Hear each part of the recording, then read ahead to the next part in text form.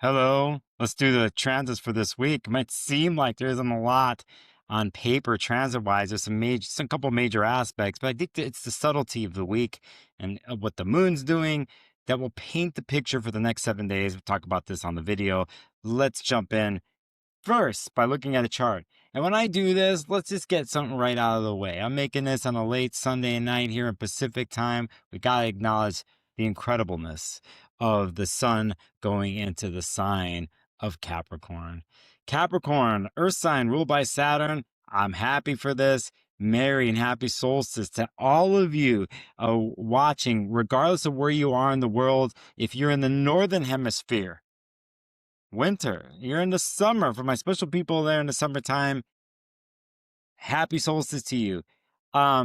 I could use some of that southern hemisphere heat and breeze. Maybe I'll go look at some plane tickets. Maybe I'll use the Capricorn planets in the next 2 weeks for my plan, my little master plan for the first couple months of the year. I can't get sidetracked. Let's jump into this. So we have the first day of Capricorn birthdays here. We can also see that Mars is sitting there in Capricorn, just entered there not too long ago, where it loves to be.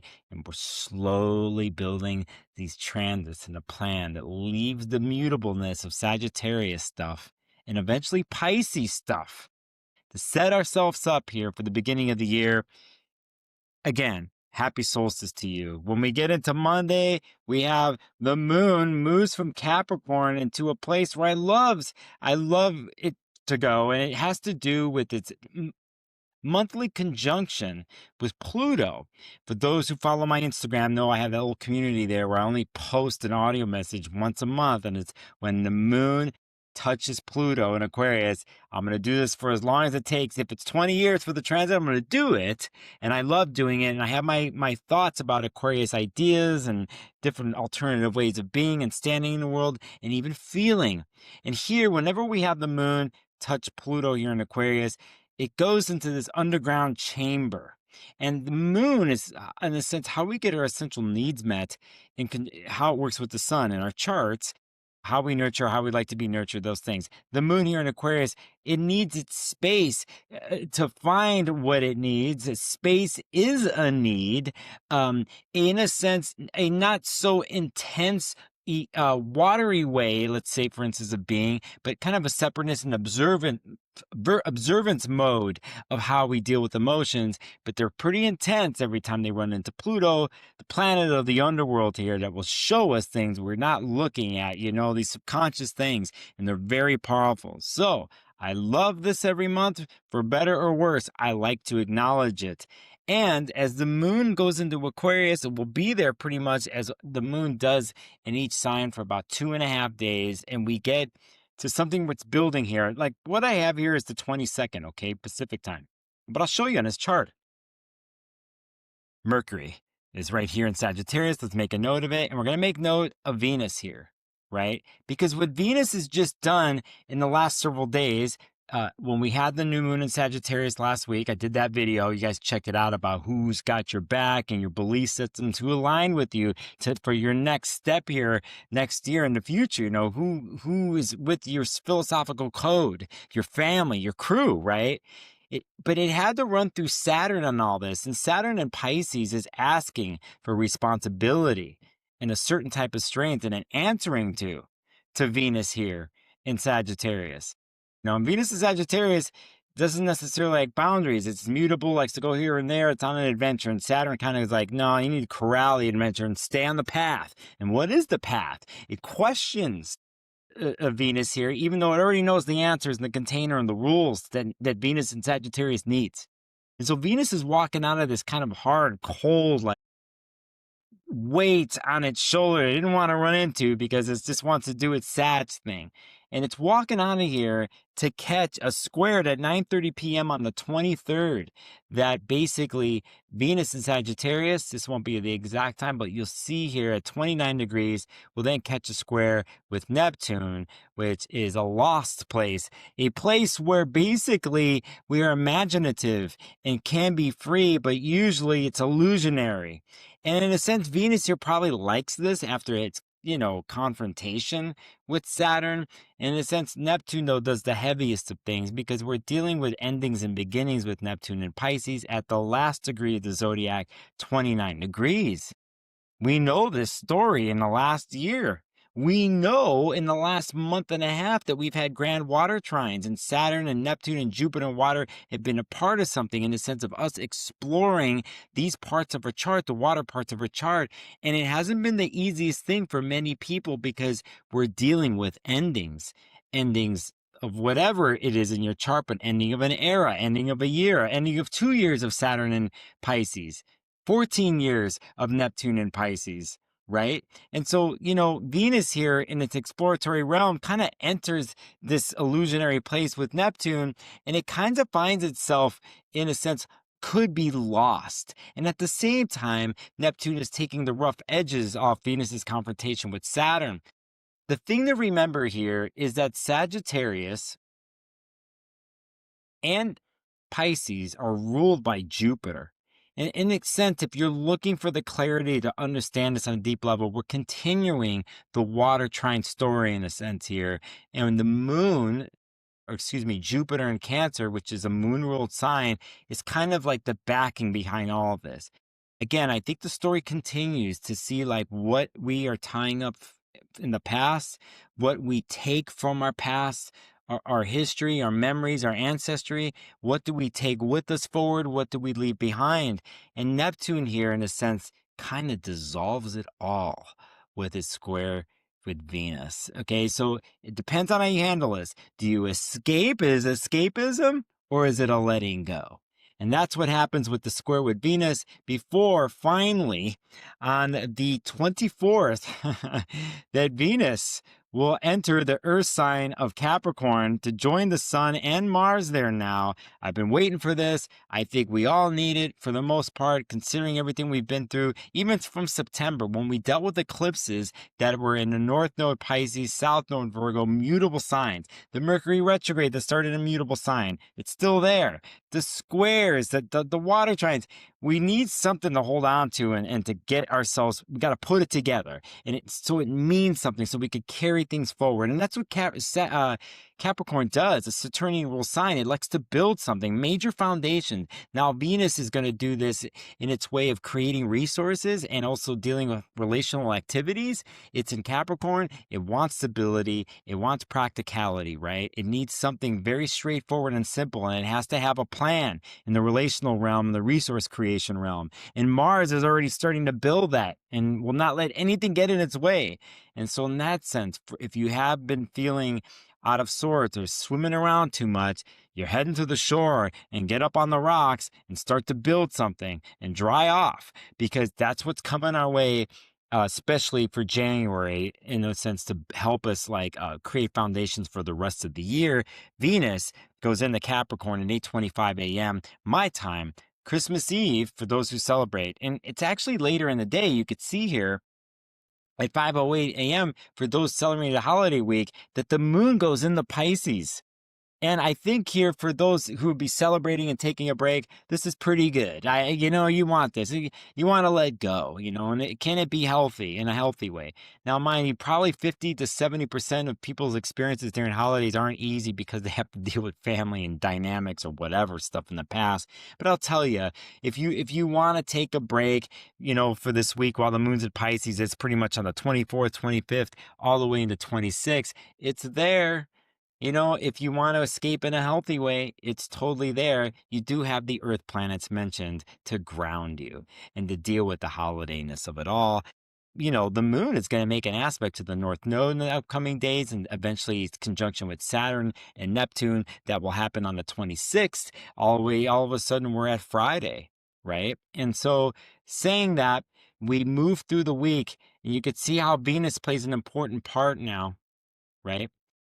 And as a backing to all this, when we get to actually Saturday, the 27th, and I'll just move the chart up, that's when the moon's going to go into Aries.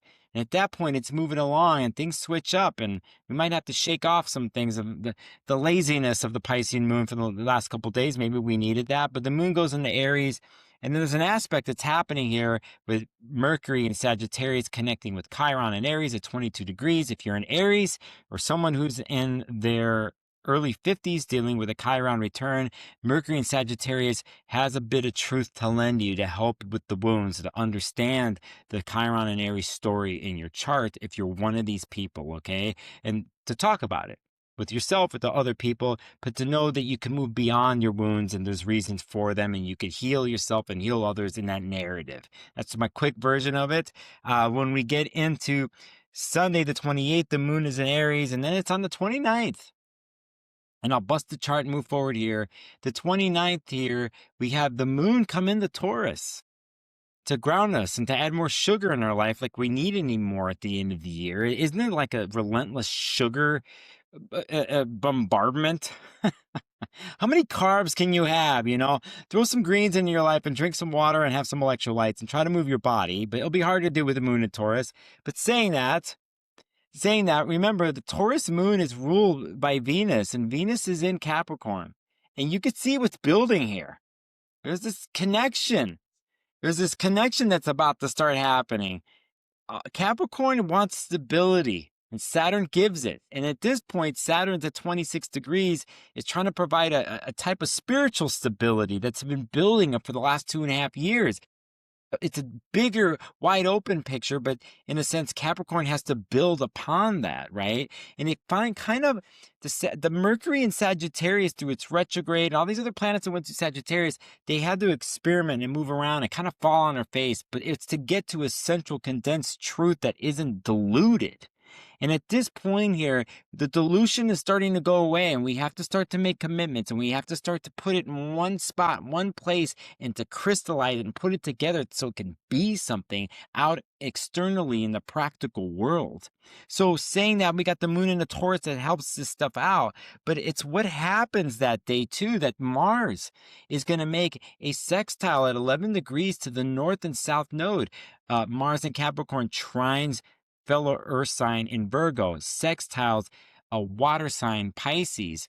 This is actually an amazing flow for those who have been dealing with the challenges of the eclipses in Pisces and Virgo for almost a year plus now. We still have a little bit more to go. But for those who have been damaged by it or have been dealing with loss and separation, especially in the Virgo parts of your chart, or you're a Pisces and you've had to deal with a Saturnian transit for the last 2.5 years, you'll get some stable, real help from Capricorn here and Mars to push the story along. It wants a plan. It needs you to take responsibility and not just have the vision or to swim around emotionally. It's like you have to put it in the steps to move forward. And here, Mars gives this incredible, resilient help, at times stubborn, and won't let anything get in its way. So if you're wanting to push forward, you're like, I'm sick of mourning, I'm sick of this, I need to plan, I need to take a step forward for this new year, you got a big, interesting aspect here that happens with the nodes here. That happens officially at 4:50 p.m. Pacific on the 29th. And brewing, though, in the background, speaking of truth, is Mercury in Sagittarius, kind of covering all the degrees that Mars and Venus had to do in Sagittarius, and it will make its square with Saturn later that night, my time, 11:15 p.m. Pacific, but the 30th for the rest of the world. And Mercury here has to answer to Saturn. I think Mercury's been through a lot at this point, Sagittarius, and I think a lot of Sagittariuses have actually been through a lot the last month and a half, whether they want to admit it or not. And I think it's a thing where you actually want to admit it to yourself and to others. And, I think it's when the truth is crystallized here. I think you can't avoid it. I think you can't candy it over. I think you can't fabricate and lie. And you have to watch what you say and not go off in 1,000 directions. You can't pull fast ones with anybody with your speech anymore. You have to get to the truth of it. And I think you know what it is right now and it has to be spoken. And Saturn comes in and wants you to put it on the line on paper.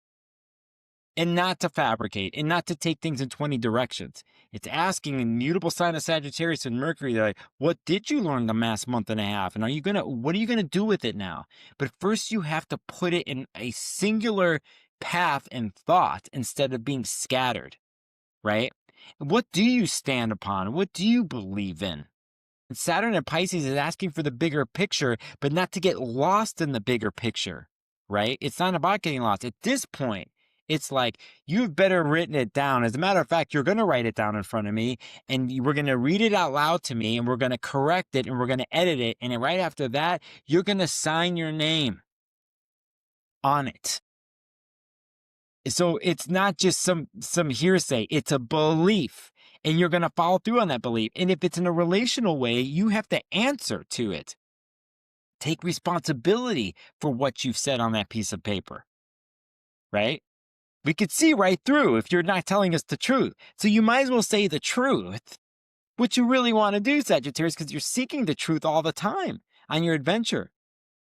But you got to be real here. So Saturn does that. And so Mercury, on its way out of being in Sagittarius, it's gonna hit Saturn, and eventually going to hit Neptune down the line on the 1st of January, where then it will go into Capricorn.